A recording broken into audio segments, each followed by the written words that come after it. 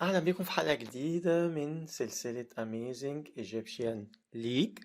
النهاردة يا جماعة أنا معاكم في حلقة جديدة متجددة، حلقة مدوية أخرى في الدوري المصري موسم 2022-2023. ظواهر وأحداث مدوية تثبت تماما تفرد، سبق، إعجاز، اختلاف شاسع للأفضل طبعا، حصرية، كل حاجة، إنجاز، تفوق كاسح بمعنى الكلمة. الحمد لله، أحمد ربنا أشكر فضله في التحليل والتقييم والتوقع، وبالتحديد التقييم والتوقع اللي مش موجودين في أي وسيلة إعلامية نهائيا، ومحدش بيتصدى اليوم نهائيا. الحمد لله، أحمد ربنا أشكر فضله. وإن حصل إن حد تصدى ليهم بيفشل فشل ذريع. الوحيد والحمد لله ونعمته وفضله عليا هو أنا في التقييم والتوقع. والأيام مع الوقت هتثبت كل لحظة. الحمد لله، أحمد ربنا أشكر فضله، التفوق الكاسح والانفراد الكامل في هذا الأمر. طيب، اجي ليه النهارده؟ ليه بعض الاحداث والظواهر هتكلم عنها. كنت النهارده بتابع لاول مره من فتره، بتابع مباريات من اولها. انا بنتكلم دلوقتي يا جماعه في الاسبوع السادس للدوري المصري، وتقريبا يعني مش عايز اقول حصر يعني بشكل حصري، لكن او يعني بحصر يعني. اتلعب لو بنتكلم كده 9 مباريات في 6، 9 في 6 ب54 مباراة. لسه في مباراة مؤجلة، يعني نقول مثلا 53 52 50. اوكي، ما شفتش مباريات كاملة تتعدى ال5 مباريات من ال50 دول. وإجمالا لو هتكلم بشكل عام، يعني ممكن مقتطفات من هنا، شوط من هنا، مش عارف ايه، يعني ممكن اقول ما كملتش ال8 9 مباريات، 10 مباريات اقصى تقدير. ومع كده الحمد لله كل حرف بقوله بيصدق مع الوقت. رقم واحد، وده طبعا يعني تجديد وتحديث للأمور. طبعا في حلقات فاتت بثبت فيها تماما الحمد لله قد ايه كل حاجة بقولها بتتحقق، واحنا لسه في الأسبوع السادس يا جماعة. رقم واحد، إقالة كابتن ربيع ياسين زي ما ذكرت قبل كده، توقع مدوي الحمد لله صدق تماما. إنه هو مش لا يصلح تماما لأسوان، وإنه مش المدير الفني الأنسب ومش المدير الفني الأمثل للفريق. رقم اتنين، يعني حد يقول لي بدري، لكن أنا يا حبيبي مش بتكلم في قصة بدري ومش بدري. أنا مختلف الحمد لله تماما، أثبتت طول 7 سنين ونص مدى اختلافي الشاسع للأفضل طبعا. في تقييمي وتوقعي مردود ونتائج مدرب أو لاعب، وبتحديد المدربين يعني، في أيام معدودة. تمام، وتماما مقولة إن لسه بدري الحكم والكلام الفارغ ده، وإن نستنى ونتأنى و5 مباريات و7 مباريات و10 مباريات ونص موسم. حبيبي الكلام ده مش عندي أنا. الكلام ده بيخرب أندية، الكلام ده بيهدر أموال ضخمة جدا جدا جدا، بيضيع بطولات، بيضيع لاعبين. تمام، أو بيخليك تجيب لاعبين مش على المستوى الأمثل. أنا معايا الحمد لله، شوف بوفر كل الكلام ده. الحمد لله، كله طبعا نعمة وفضل من عند ربنا عليا. رقم اتنين، أيمن الرمادي، اللي أكدت إنه هينجح مع أسوان. طبعا هو نجاح مش معناه إنه هيجي الفريق ممكن يبقى، لا، بس الأداء هيختلف، النتيجة هتختلف، النتائج يعني هتختلف، الأمور هتختلف. أهو الأيام بتثبت كلامي، مباراتين على التوالي فوز. اه طبعا مش هيطلع بالفريق يعني اللي يبقى بقى يعني مثلا حتى في فرق الوسط، لا. انا بقول انه ممكن اسوان مع رمادي انه ما يهبطش، لكن ما اتوقعش، اتوقع انه هيهبط، لكن الاداء يختلف تماما. مش هيكون لقمه سائغه زي ما كان الاول مع كابتن ربيع ياسين، اللي بحترمه جدا كبني ادم وكانسان طبعا، لكن كمدرب قلت كتير جدا مدرب امكانياته محدوده. رقم ثلاثة، الأداء المتردي جدا، والأول مرة أشوف طلائع الجيش بيهزم بالشكل ده وبالطريقة دي، والأمور كيرف في نزول. تعاقد خاطئ تماما، مش عايز أقول كارثي لإدارة طلائع الجيش، اللي برضو عليها السبب الرئيسي في اللي بيجرى في نادي طلائع الجيش من تخبطات، عدم وجود استراتيجية واضحة، الفريق مش بالشكل الأمثل أبدا، تغيير لاعبين كل موسم بعدد ضخم جدا. ما بيقدروش انهم يستفيدوا من الامكانيات الرائعه الموجوده في فريق الجيش، اللي قلما نجدها في اي فريق ما عدا فقط الجماهيريه الوحيده اللي ناقصاه، مع مميزات كبيره جدا من بنيه تحتيه، من امكانيات، من موقع نادي، من او يعني وجود نادي جيد جدا، من ملعب مميز. فقط ينقصهم زي ما قلت هو الجانب الجماهيري. وده قلته ده يتعمل ازاي، قلته ده ازاي يتعمل وازاي يتم عمل جماهيري لنادي طلائع الجيش، لكن كل ده للأسف بيهدم تماما وبيهدر تماما، طبعا غير العلاقات الرائعة مع الأندية كلها. بيهدر ده تماما يا جماعة في إيه؟ بالمجموعة اللي ماسكة الجانب التسييري في النادي، في الجانب كرة القدم. قلت تماما تماما لا يصلحوا نهائيا. ودي اللي هو اللي يعني اللي النادي بيمر بيه. اختيار خاطئ تماما لمحمد يوسف، اختيار تماما خاطئ. قلت أكد تماما إنه مدرب على قده جدا جدا جدا، إمكانياته محدودة للغاية، ما يناسبش أبدا فريق طلائع الجيش نهائيا. وأهو الأيام بتثبت كلامي، وانتظروا إقالة قريبة لمحمد يوسف. تمام. تعالى لي ايضا جاريدو، توقع الخرافي ليا الحمد لله، احمد ربنا واشكر فضله. ملف النادي الاسماعيلي يا جماعه من 7 سنين، من اول ما بدات 7 سنين ونص، كل حرف بيجرى في النادي اللي انا مش جواه، واللي انا عمري ما رحته ولا دخلته، وعمري ما اعرف حد جواه نهائيا، ولا هو ولا اي نادي اخر، ولا حتى حد بيعمل شاي وقهوة، مع كامل احترامي طبعا، ولا مخلوق. ومع كده كل حرف بقوله هو اللي بيصدق. اللي ما يعرفوش اللي قاعدين جوه بقالهم سنين طويلة، اللي ما يعرفوش الصحفيين والمطلعين على الشأن تماما، اللي ما يعرفوش حتى الناس اللي في الإدارة، ما يعرفوش حتى اللي في الجمعية العمومية، اللي ما يعرفوش حتى اللاعبين السابقين والمقربين جدا. كل حاجة أنا بقولها هي اللي بتصدق الحمد لله. ونفتكر كلام اول ما جه جاريدو والاطراء والكلام وهي مدرب عالمي، وده اللي هيودينا لبعيد، وده اللي هيودينا حته تانية، وده اللي مش عارف هيبقى امجاد الاسماعيلي. افتكروا الكلام الوحيد اللي اكدت ان تعاقد خاطئ تماما وكارثي بمعنى الكلمه، وكارثه اخرى تضاف للكوارث الفنيه لمجلس يحيى الكومي، المهندس يحيى الكومي. فاقول ايه؟ الايام بتصدق، بتاكد كلامي، ومنتظر اقالته في خلال ساعات. بعد ايه؟ مع طبعا شرط جزائي يدفع، مع اهدار اموال ضخمه جدا طول الفتره اللي فاتت، عقده هو والمجموعه اللي معاه، مع اهدار فني، واهدار قدرات لاعبين، اهدار نتائج، اهدار حاجات كتير جدا. الاسبوع السادس. طيب. تعالى ليه احمد سامي، اللي الدنيا كانوا بيتغنوا بيه، احمد سامي اللي مش عارف ايه، احمد سامي كنت هتجنن يا جماعه. مدرب ما كل اللي بيعمله في مسكانه، او يعني في ادارته للفرق، هو فقط التعادلات. انا كنت مسميه ملك التعادلات، ومش انا بس، اكتر من وسيله اعلاميه كانت مسميه ملك التعادلات.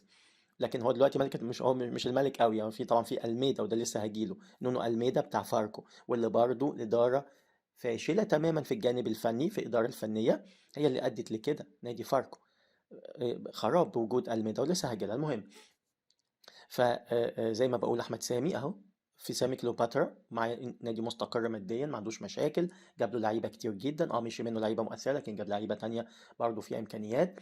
ومع كده شوف وضع النادي عامل ازاي مع الاداء كمان يا جماعه، وما اتغرتش باول مباراه، الدنيا كلها تغنت. سامي كليوباترا فاز 3-0 على المصري، مش عارف ايه، مصري الشعباني، هتفرق كتير جدا. والدنيا مش عارف ايه، والحكايه والروايه، واكدت تماما ان الامر ده خطأ فادح بكل المقاييس.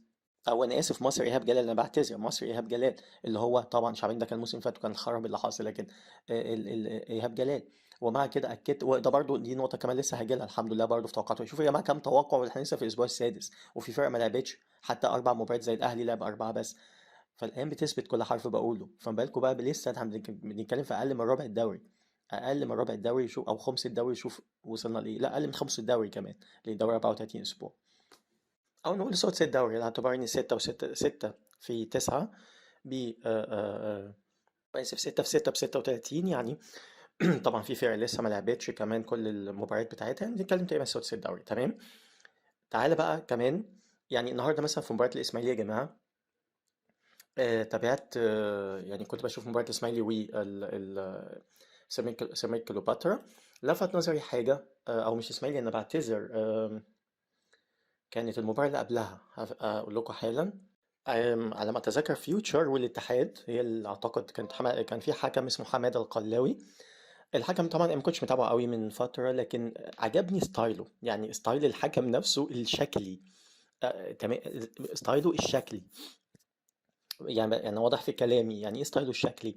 حكم لا ممشوق القوام ما شاء الله، يعني مش هقول لكم بادي بيلدينج بقى او لا، يعني بس جسم فارع، في واضح انه بيلعب يعني، بس واضح انه هو اللي بيلعب يعني، مش ده حاجه معموله مثلا في اطار التدريب للحكام، لان بقيه الحكام لو بنشوفهم يعني معلش مع كامل احترامي، يعني كشكل جسدي في يعني مختلف يعني. فانا جدا مع الامر ده، ان الحكم يكون لا يدي انطباع في الملعب، لا انا مختلف. ده ليه انطباعات مهمة قوي يا جماعة، او ليه مردود مهم جدا قصاد اللاعبين، لانه حكم واحد في الساحة بيدير قصاد 22 لاعب.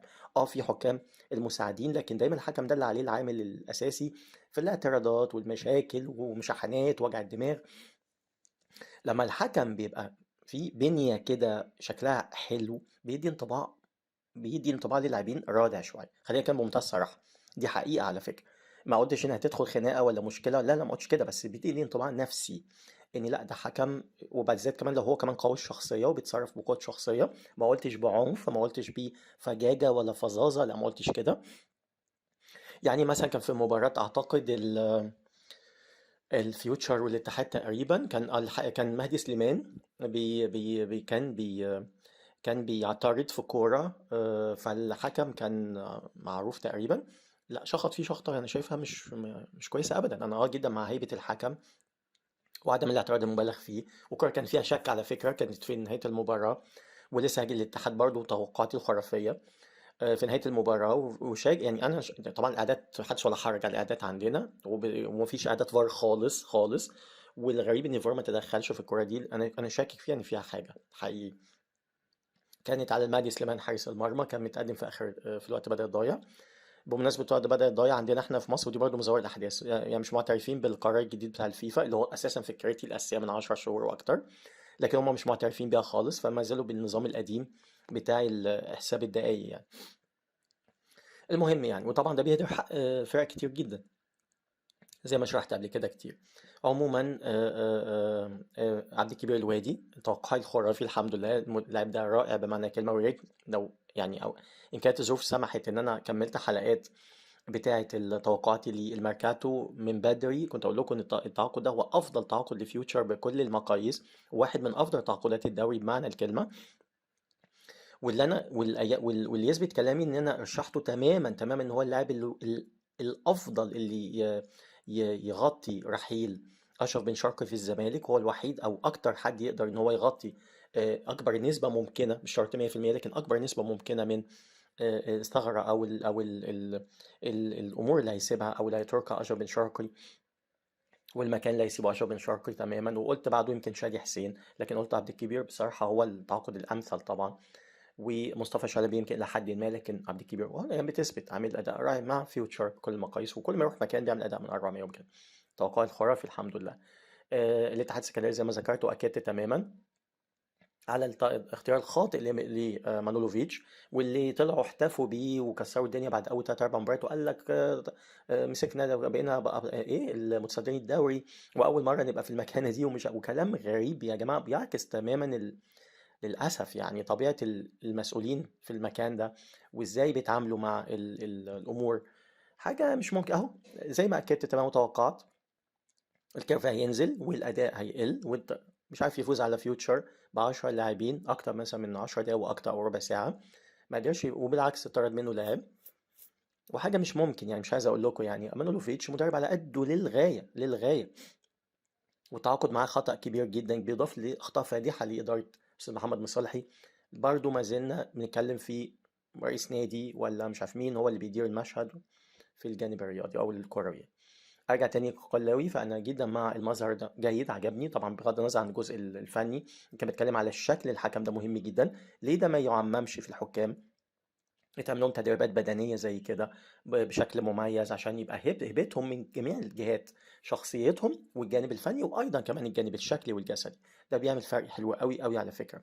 فأنا جدا مع الأمر ده، ودي من ضمن الاستراتيجية اللي أنا كنت عاملها على فكرة في إزاي تعد حكم على المدى القريب والمدى البعيد بشكل صحيح والممتاز تماما، واللي يبقى عامل فارق رائع بمعنى الكلمة.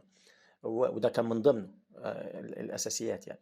تمام. المصري إقالة إيهاب جلال أو رحيله، بغض النظر إن إقالته جت عشان خاطر مشاحات مع الجميع وكده، طبعا أنا ضد تماما أي عدم احترام أو خروج عن النص أو إسفاف أو ابتذال أو سفالة أو بذاءات من أي جمهور أيا كان. الجمهور دايما رقم واحد عندي في المنظومة ككل، لكن أنا بتكلم عن الجمهور المحترم، الجمهور الراقي، الجمهور اللي جاي عشان يعني يستمتع بمعنى الكلمة، ويفيد هو كمان بتشجيعه، ويفيد اللعبة طبعا بإقباله عليها.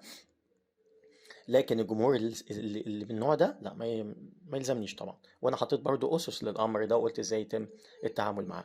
لكن في كل الاحوال هو كان زي ما بيقولوا كده قشرتي قسم الزهر البعير، هم كانوا مستنيين في اي لا اي غلطه، لاني اختيار خاطئ من البدايه فادح بمعنى الكلمه التعاقد معاه، والايام اثبتت كل حرف قلته. طيب ده بالنسبة كمان لإيهاب جلال والمصري والكلام على فعليا حلمي طولان، كابتن حلمي طولان يمسك الاختيار أسوأ، يعني كارثي أكتر، لا يناسب تماما كرة المصري نهائيا، لا يناسب أبدا الطموح واللاعبين الموجودين والإمكانيات الموجودة خالص. وأنا بأكد تماما وكان خطأ فادح الاستغناء عن أوستون إيموتو بمعنى الكلمة، اللي أكدت تماما إن هو لاعب متميز للغاية ولازم يكون موجود دايما. والناحية التانية في الإسماعيلي استغناء على أحمد مصطفى، واللي كان خطأ فادح أيضا وبتألق جدا مع سموحة، ده توقعته وأكدته وقلت خطأ فادح رحيل اللاعب ده، برضه من الأخطاء الفادحة بمعنى الكلمة. طيب أنا لا يعني بكمل ذاكرة والله يا جماعة، لو قعدت أتكلم من هنا لبكرة. أحمد يساريان لعبه ده في حد ذاته كارثة لأحمد سامي إنه يلعب تحت رأس الحربة. إيبوكا عنده إيبوكا وعنده أحمد لا يلعب واحد من الاثنين. أحمد يساريان أبدا، أنت بتقلل جدا من كفاءة اللاعب ده. اللاعب ده لازم يلعب مهاجم صريح، وكان أفضل فتراته لما كان بيلعب مهاجم صريح وتحته شادي حسين. دلوقتي بالعكس، ده المفروض بعد رحيل شادي حسين هو المفروض انه بياخد المكانه الاكبر ويلعب تحته حد مميز يكون تحته، لكن انت كده عكيت الدنيا والاداء بيتراجع، لان مش ملكات ولا امكانياته ابدا لا في المكان ده. فدي برضه نقطه سلبيه كبيره جدا لاحمد سامي، تضاف لسلبياته الكتير اللي انا اكدتها تماما، انه مدرب متوسط اقصاه مدرب جيد، اقصاه مش اكتر من كده. وارجع بمناسبه مباراه السيمي كليوباترا والاسماعيلي، واللي برضه فشل جديد لجاريدو زي ما ذكرت، فشل يعني. مباراة كانت شفتش حاجة خالص، يعني أنا إسماعيلي في الشوط الأول كاملا قالوا يا جماعة، يعني نقول مثلا راح بثلاث أربع فرص محققة، طب اتنين حتى، طب حتى شبه محققة مثلا تلات أربع فرص، لا. تخيلوا هي فقط كانت هجمة واحدة، هجمة واحدة واحدة، طبعا بتسمياتي تصنيفاتي يعني متفردة تماما طبعا، وليه مصطلحات في كرة القدم. هجمة واحدة فقط اللي كانت مزدوجة، وكانت يعني مش للدرجة، يعني هي واحدة فقط لكن ما كانتش شكل الخطورة الكبير، اللي هي الكرة بتاعت أحمد محسن التسديدة، وقبلها كان في كرة أعتقد عبد الرحمن مجدي على ما أتذكر. واللي برضه بعيد خالص عن الأداء تماما. طبعا أحمد مدبولي فرق جدا النهاردة. ملحوظة للمرة 80 مليون الأجانب فشل ذريع. الست أجانب في الإسماعيلي يا جماعة ولا واحد بدأ المباراة دي، المباراة كام على التوالي اللي يحصل فيها نفس الموضوع. في الشوط الثاني نزل الأربعة الموجودين معاه على دكة البدلاء نزلوا في الشوط الثاني. محمد بن خماسة على فكرة لاعب جيد، وقلت وأكدت إن لازم ده لاعب ياخد فرصة جيدة. هو مش هقول إن هو الفظيع مثلا أو اللي يعني يعني اللي هيبقى حاجة لا، لكن في ظل الموجودين في الفريق هو من الأفضل، من أفضلهم. اللاعب اللي هو ياو انور، ما اعرفش هو انور ولا انور، انا مش عارف بالظبط، بس انا بتهيألي شايف انه ممكن يكون جدا انور، لان هو من توجو. ما اعرفش ياو انور او لاعب عادي جدا جدا، ما فيش اي جديد، برضو اضاف لي سلسله فشل كبيره جدا طول السنين اللي فاتت. كوليبالي، عبد القادر كوليبالي اللي ما اعرفش راح اختفى فين، ما فيش خالص. طبعا حدث ولا حرج على التعاقد اللي يعني الكارثي، المصيبه الكبرى، حمدي النقاز اللي مش عارف اصلا جابوه ليه وقعد ليه وما لعبش ليه وكل حاجه ليه، لكن هو في الاساس اصلا من البدايه خطأ تماما التعاقد معاه بكل المقاييس، واموال بتترمي في الارض بمعنى الكلمه. تمام. تعالى لي وعلى فكره الاستغناء عن الحلواني برضو من احد الاخطاء المهمه، غير طبعا احمد مصطفى ولاعبين اخرين هجيلهم ان شاء الله باذن الله في حلقه الخاصه بالاسماعيلي في الميركاتو، رغم اني اتكلمت قبل كده برضو يعني بشكل مختصر كده عن التعاقدات واكدت بالادله الكامله ان هو عدد مش اكتر، هو مجرد عدد. لكن ما بصوش للكيف، بصوا للكم فقط. فدي نقطة كمان تانية. تمام. فزي ما بقول اللي عجبني النهارده بقى في القصة دي كلها، تخيلوا التيشيرت بتاع الإسماعيلي أو الطقم أول مرة أشوف من سنين طقم شكله محترم، طقم إلى حد كبير، يعني نقول جيد، ما هوش هقول فظيع بس نقول جيد. حدث ولا حرج على الأطقم اللي كان بيلبسها الإسماعيلي في الفترات اللي فاتت، لكن الطقم ده فعلا لا، كخامة شكل ستايل، وفي نفس الوقت أول مرة ألاقي إنه يشبه فعلا طقم البرازيل. لا ده يشبه قوي طقم البرازيل، اللي كان يقول لك برازيل افريقيا ومش بقى، وتلاقي الطقم مختلف، تلاقي اللون برتقاني بتاع التيشيرت، او بيميل للبرتقاني. البرازيل مش برتقاني خالص، ده اصفر، اللي هو ايه الزاهي، الاصفر الواضح قوي. شو- شورت الشورت عفوا، ان هو بالظبط اللي كان ملبوس ده، اللي هو الازرق الزاهي، اللي هو يعني ازرق ازرق يعني. فهو اقرب طقم فعلا للبرازيل، في نفس الوقت طقم شكله حلو، دي حقيقة يعني. تمام، فالنقطة دي برضو حبيت الفت النظر ليها. وبمناسبة برضو التي شيرت الزمالك، انا مش عارف ليه الزمالك ما بيطورش، هو ليه الزمالك دايما لازم يحتفظ بالشكل الكلاسيكي جدا البحت؟ طب ما قميص زي برشلونة مثلا كلاسيكي قوي يعني خطوط واضحة معروفة، فبيبدأ يغير مثلا يخلي خطوط طولية مرة. انا كنت معترض على بعض التصميمات كانت وحشة جدا، لكن اوكي تمام يعني خطوط يخليها مرة طولية، مرة يخليها بالعرض، مرة يخليها مش عارف واخدة كروس معين، واخدة يخلي لا، يعني مرة في فترة من الفترات كان نصين، النص احمر ونص ازرق، كان مش وحش برضه، هو ما كانش رائع بس ما كانش يعني، كان تصميم جديد مش بطال ابدا. مرة يخلي الشورت هو الأزرق، مرة يخليه لا أحمر، وهكذا. ليه الزمالك ما يعملش كده؟ حد يقول لي لا، ما هو عشان هو اللون الغالب هو الأبيض. فترة من الفترات كان عملوا ستايل أنا عجبني جدا بصراحة، خلى الخطوط واخدة كده زي يعني تموجات كده معينة زي زجزاج كده من الجنبين، بدل ما هو الطولي التقليدي ده، أنا مش عارف يعني، لا خلوه من الجنبين بشكل حلو. كان أعتقد في التسعينات وبأول الألفينية، وكان أنا شايف شكله حلو فعلا يعني، أنا شايف إنه كان تغير جميل وشكله مميز. والاهلي برضو نفس الكلام، انا شايف ان مفيش تغيرات جامده في التيشيرت، رغم انه برضو قابل جدا انه يحصل فيه تغيرات جيده. فتره من فترات لبسه اللي هو المموه ده برضو شكله كان حلو. تمام، وفي فتره برضو لبس تيشيرت كان جميل جدا، عجبني قوي قوي قوي، لكن برضو ما فيش اهتمام بحته الياقه شكلها مش حلو خالص مع الاكمام. يعني الحاجات دي على فكره بسيطه يا جماعه، لكن بترمز للفرق، رغم ان انت بتعمل مع شركات عالميه. لكن دايما اقول ان اديداس رغم ان هي رقم واحد في العالم في التوزيع، لكن مش في التصميمات. في التصميمات بتاعتهم مش الاجود ابدا كجماليات، كتصميمات مختلفه، لا دايما ماشيين بشكل الكلاسيكي جدا. ما عندهمش ابداع يعني عشان ابسط الامر، عكس تماما.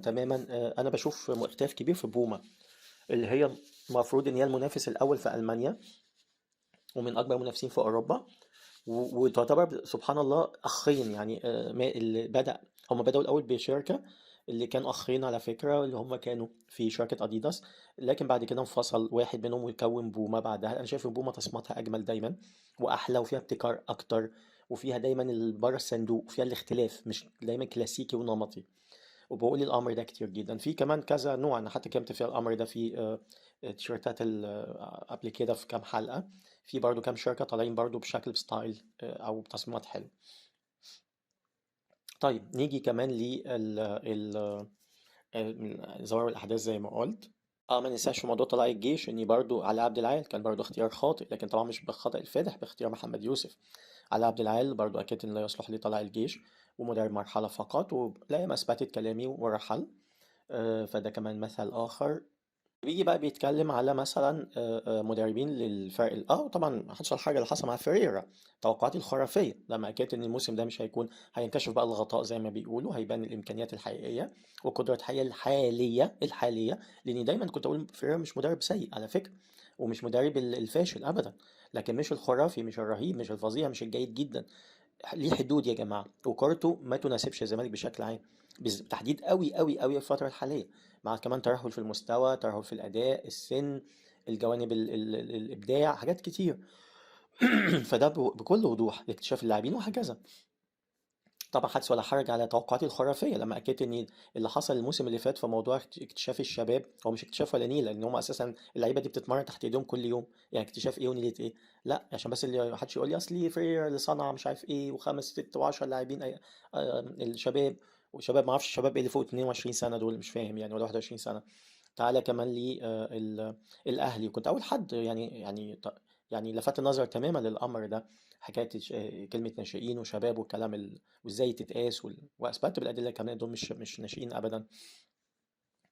المهم فزي ما بقول اكدت تماما ده مش هيكمل، واني يعني مجرد الموسم ما يخلص، وان ده كان اضطرار فقط نهائيا بالنسبه للفرقتين وبتحديد الزمالك. ولما الموسم يبدأ الجديد هيحصل كل دول هي يعني مش هياخدوا نفس الفرص، والايام اثبتت كلامي. حسام عبد المجيد اللي طلعوا بيه السما وقال لك، قلت اكدت انه لاعب جيد لكن مش اللاعب المميز ابدا، واهو هفواته كترت جدا ومشاكله كترت، والايام بتثبت. تمام، وغيره ده انا بكمل ذاكره والله يا جماعه، انا لو اتكلمت في كل حاجه مش يعني ممكن اقعد معاكم 10 حلقات، لحد ده، كل ده مكان لحد الاسبوع السادس تاني بكرر. فاللي بيتكلم على المدربين الأندية الكبرى زي تاكيش جونياس في بيراميدز ولا الأهلي، كولر، ولا بنتكلم في فرق بينكشف عنهم الغطاء متأخر شوية. ليه؟ لأن زي ما قلت كتير جدا يا جماعة، المساندة الجماهيرية كبيرة جدا، طبعا مش موجودة في بيراميدز، لكن هنا الجانب جودة اللاعبين وقدرات اللاعبين بيسندوه جدا جدا جدا جدا جدا، وبيأخروا جدا حكاية كشف الغطاء على إمكانيات وقدرات مدرب وسلبياته ومشاكله وهفواته. بتتأخر قوي، لأن دايما احنا بنشوفها بالنتائج. الغالبية العظمى، مش هقول كل، لأن أخيرا بدأت الجماهير تفوق شوية في الموسمين التلاتة اللي فاتوا بالذات في الأهلي، لما ما اكتفوش بالنتائج وبدأوا إنهم يبصوا لفريق يعني مسيطر ومكوش على غالبية أفضل اللاعبين في مصر، ومع كده بيقع فيه هفوات وعثرات غريبة. ومع كمان تعود على إني لا، ما ده احنا بقى الأسياد، ده احنا الحاجة جامدة جدا اللي ما ينفعش إن احنا نتعادل المباراة. فهي بقت ثقافة عند الجمهور الأهلاوي اللي بقى يضغط على الإدارة. لا المدرب ده مثلا مش مستوى الأمثل، المدرب ده مش لا يمشي، وهكذا. وزيت إن كان عليه شك طبعا بكام على كان موسيماني على وجه التحديد. فزي ما بقول الامر ده خاضع ليه اللاعبين، جوده اللاعبين اللي قلت قبل كده ان هم يساوي 60 70% من مكونات الفريق يا جماعه بشكل عام. جوده اللاعبين هي الاساس بكل المقاييس. بعد كده المدرب بقى، يعني دي شايفين اللي بيحصل منتخب المغرب اللي الدنيا كلها بتحتفي بيركراكي اللي هو يا دوبك جاي من شهرين ثلاثه. هيقول لي الله، وحد يقول لي الله اشمعنى بقى ما تنسى بتقول المدرب ممكن جدا يبان امكانياته في فتره بسيطه جدا. يا حبيبي، انا اقدر اعرف امكانياته، انا اقدر استقر امكانياته وافهمها من يوم مش من شهرين ثلاثه. لكن هو يدي التاثير، لا ده يعني نادرا لما بيحصل. طب هل ممكن يحصل مع الكراكي؟ الايام اثبتت ان ده مش بيحصل. في الوداد ما كانش اللي عامل اداء خرافي الرهيب الفظيع، وكان بيدير افضل فريق في المغرب واكتر فريق عنده امكانيات فنيه نفس اللي بقوله من شويه. فالغطاء ما انكشفش عنه بشكل واضح قوي، لان كمان البطوله كانت فيها مشاكل وتداني، والفريق التقليدي بتاعه كان عنده مشاكل كبيره جدا فنيه طبعا قبل ما يكون ماديه. لكن بصوا لتجاربه قبل كده برضه ما كانش المستوى الامثل لو هنشوف بقى، مع انه برضه كان بيدير فرق تقيله جدا جدا في تجاربه اللي قبل كده. بالتحديد يا جماعة الدحيل، الفريق اللي هو أداره قبل ما يدير الوداد، الدحيل اللي هو الفريق رقم واحد في قطر. اه كان بياخد يعني بالبطولات في قطر، لأن طبعا الفريق يعني متكون من ناديين كبار جدا، الجيش وكان الأخوية. وعمل طبعا حاجة جامدة جدا طبعا في الإمكانيات المادية طبعا، فكان مسيطر، مش معقول مسيطر، بس كان بينافس بقوة، وكان هو الأفضل في الفترة دي. لكن تعالى بقى في المحك الحقيقي والاختبار الحقيقي مع فريق عنده إمكانيات عالية جدا وعنده لاعبين أجانب وعنده كل حاجة، عملت بيه إيه في آسيا في الفترة اللي أنت مسكت فيها؟ ولا حاجة. تمام، فيعني ده بيأكد كل حرف قلته. ارجع بقى ليه ليه زي ما بقول ليه في الدوري المصري. فامور كتير جدا، احمد كشري اهو بدأ يظبط الدنيا الى حد ما، الامور بدأت تمشي معاه تاني. بكرر ما يرحلش، وانا شايف ان مفيش حد، يعني مفيش كلام عليه يعني في الامر ده، لكن ما تضمنوش، يعني مفيش حاجه تتضمن في الدوري المصري، مفيش حاجه تتضمن مع العقليات اللي بتدير في الأندية أبدا. لا أنا شايف لازم تماما إن الأمور تستقر معاه، وزي ما قلت يدوله فرصة كاملة لمدة سنتين، يعني السنة دي كمرحلة انتقالية والسنة اللي جاية مع توفير جوانب المادية الأمثل أو الأفضل ليه. غزل المحلة، تعالى بقى نقف هنا وقفات كتير قوي. غزل المحلة يا جماعة، ولما أكدت تماما دلوقتي في مثلا واحد زي أحمد حسام ميدو، يا دوبك بيسمعنا صوت دلوقتي يقول لك نيكوديموس بابا فاسيلو من أفضل المدربين، وهيكون واحد من أفضل مدربي الدوري المصري، بيقول الكلام ده دلوقتي. تعالى شوف انا قلته عليه امتى، تعالى شوفوا لما كان لسه ما حدش اساسا يعني يعرفوا اصلا، وفي بيغلطوا في اسمه من المحللين ولا ما كانوش يعرفوه اساسا ولا بيهتموا يذكروا اسمه خالص. وكان وقتها اللي كان جاي بعد تاكيس جونياس، والاهتمام كله كان بتاكيس ومش عارف ايه وبتاع. اكيد المدرب ده افضل منه بمراحل، وهيبقى حاجه جامده جدا، وامكانياته يعني بغزل المحله اللي هو واحد من اقل السكواد الموجوده في الدوري، سكواد مع يعني من اقل سكواد بمعنى الكلمه، والجوانب وتركوا لاعبين مهمين وجالوا لاعبين لسه يعني هو بيتلمسوا الاوضاع، وشوف عمل بيهم ايه. يعني توقعت تماما هزيمه الاهلي، لان المدرب خرج تماما عن تركيزه. عرض المصري اللي برضه العك اللي بقوله يا جماعه، العك منتهى العك. حاجه زي دي لازم يتم عقاب شديد جدا جدا للامر ده. حد يقول لي طب هتتاكد ازاي؟ ممكن اقول لك دي تقارير صحفيه واحنا ما كلمناش مع مدرب ولا غيره. لا، المدرب الاجنبي هيقول الحقيقه لانه مش هيدلس ولا هيقول كلام مش ما حصلش. المدرب الاجنبي طبيعي انه هيقول الحقيقه ويقول اذا كان تم فيها في مفاوضات ولا لا. تمام. لكن برضو دي مش المحك الرئيسي. لا، لازم يكون في معايير، وانا عملت قبل كده حلول رائعه للامر ده يعني عايز اقول افكار خرافيه للامر ده. وحكايه عدم ازاي يتمنع تماما حكايه تواصل اي نادي مع مدرب، وقلت ازاي القصه دي تحصل او تتمنع تماما تماما. ادينا شايفين فريق زي ده بيتلمس الاوضاع، يعني بيحاول حتى هو يمشي يعني وعامل انجاز بمعنى الكلمه في اول 5 مباريات، وتيجي حضرتك تطلع مدرب من تفكيره من تركيزه تماما. ولو ان ده خطأ برضه من المدرب، يعني احترام العقود دي نقطة مهمة جدا. ولكن انا مش فاهم ازاي، يعني ازاي برضه يعني يطلع يقول لك لا انا عايز افسخ عقدي عشان نادي تاني، ده برضه نقطة غريبة جدا. فان تمت برضه يجب المدرب واقفة معاه. لكن اهو عمل اخطاء فادحه في مباراه الاهلي، اخطاء فنيه واخطاء على مستوى اداره المباراه بكل المقاييس. لكن بطل اول مره من فتره كبيره، او لاول مره عامه، بتفق مع احمد حسام في كل اللي قاله. ميدو لما قال انه واحد من افضل المدربين، وقال انه فعلا ما كانش الاداء الفني ما كانش بالمستوى الامثل، وانه اخطا اخطاء كبيره جدا فنيه وتكتيكيه. دي حقيقه. لكن ده ما يمنعش مدرب متميز جدا وهيكون واحد من افضل المدربين. لا، ده قلته بقى من سنين الكلام ده يا كابتن ميدو، من سنين واكتشاف المدرب ده. واكدت انه واحد من افضل المدربين بشكل عام، وهو افضل مدرب اجنبي بكل المقاييس. وبرشحه تماما لانديه كبيره بس مش هقول اسمها، ان المدرب ده لو مع انديه كبيره بامكانيات معينه هيعمل حاجة جامدة جدا جدا. كورته مميزة، هجومية حلوة، في نفس الوقت مختلف عن تكيس انه متوازن اكتر منه، وبيسمع. مش زي تكيس لو عنده خطة واحدة فقط بيأديها وما عندوش غيرها. لكن ده عنده تنوع تكتيكي وبيسمع ليه، او عنده مرونة انه يغير الخطة في اي وقت تبقى الخطة مش بالمستوى الامثل.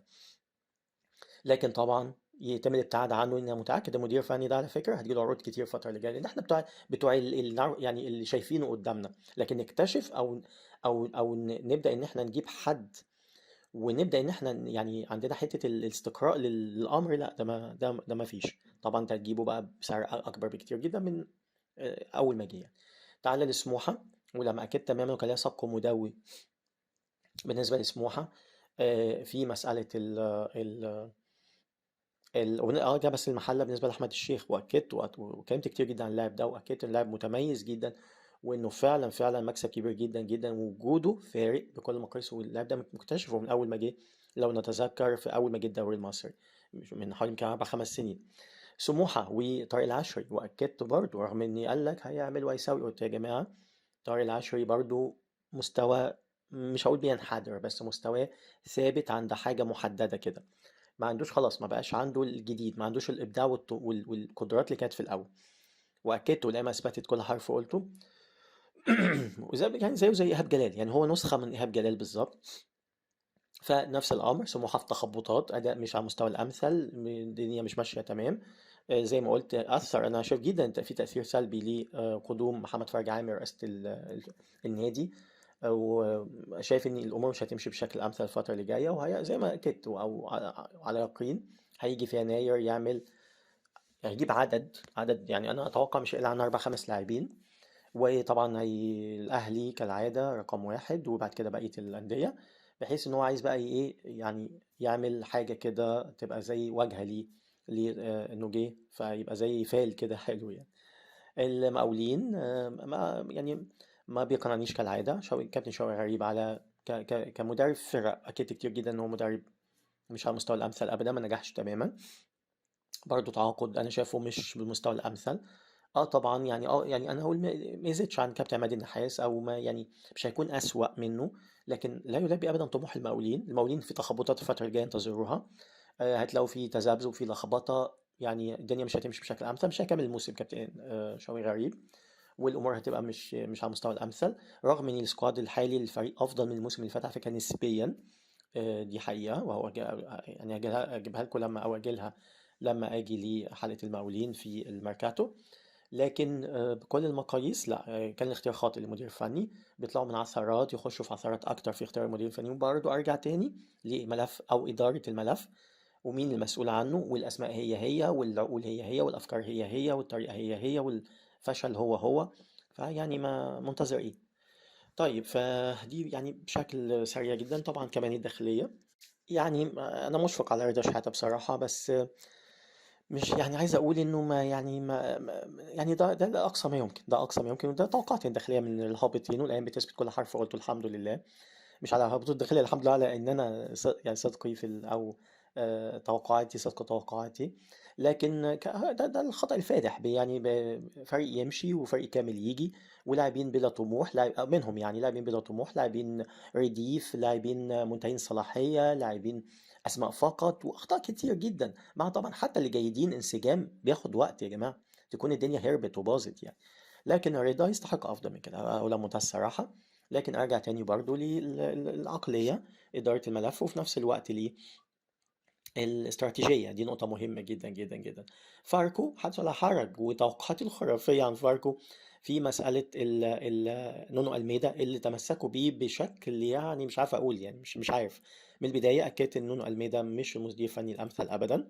أكدت إن هو هيغرق الفريق، مدرب عقلية يعني أبعد ما تكون عن عقلية المدرب اللي يبني أو يعمل حاجة مختلفة.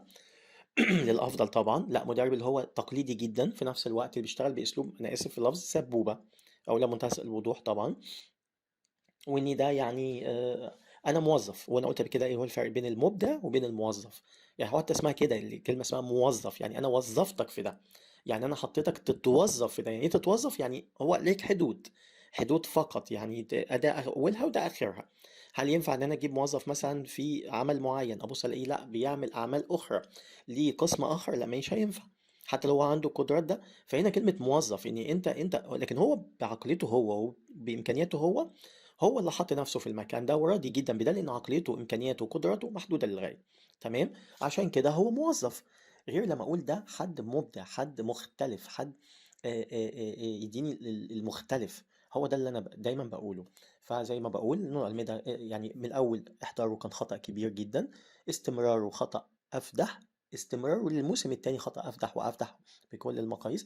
فبأكد تماما ان هو ده بكل المقاييس هيكون فشل ذريع، استمراره بكل المقاييس، وانه هيكون هيودي الفريق فيه زي ما اتأكدت من اول الموسم انه هيكون ليه حدود معينة جدا مش هيزيد عنها الفريق، وهتكون زي ما توقعت هيكون في وسط الجدول زي ما انا قلت بالظبط. لكن مش هيهبط، لان الفريق عنده امكانيات يا جماعة.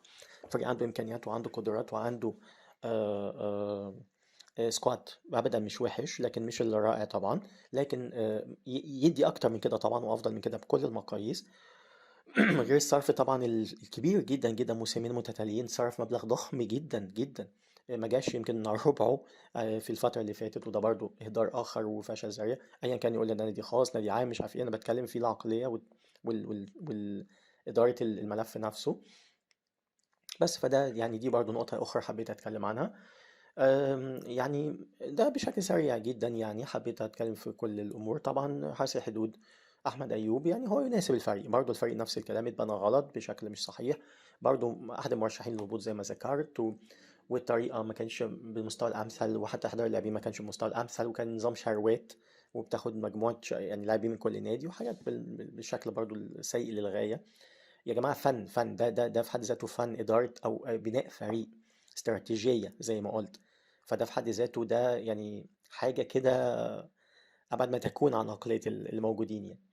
بس فيعني دي حلقة سريعة جدا جدا برضو، وشيء بشيء يذكر إن شاء الله. انتظروني في حلقات قادمة بإذن الله طول الوقت. أنا بتفرج على مباريات الدوري كلها يا جماعة، كنت أعطيكم قد الحلقة دي 10 مرات. بس اللي بشوفه بتكلم عنه، مش بشوفه بس، بيتم فعليا بيتم تأكيده، بيصدق تماما. الحمد لله بيأكد تماما سبق خرافي وتفرد وإعجاز وإنجاز توقعات مذهلة بمعنى الكلمة، ونسبة نجاح خرافية. الحمد لله، أحمد ربنا، أشكر فضله. وأشوفكم على خير إن شاء الله في حلقة قادمة بإذن الله. وانتظروا حلقات المدوية لكأس العالم، وإثباتات خرافية وحاجات مفيش مخلوق يتكلم عنها إلا أنا. وأمور كلها الحمد لله بتصدق تماما ليا برضو في توقعات أخرى إعجازية لكأس العالم. وأشوفكم على خير إن شاء الله في حلقات قادمة.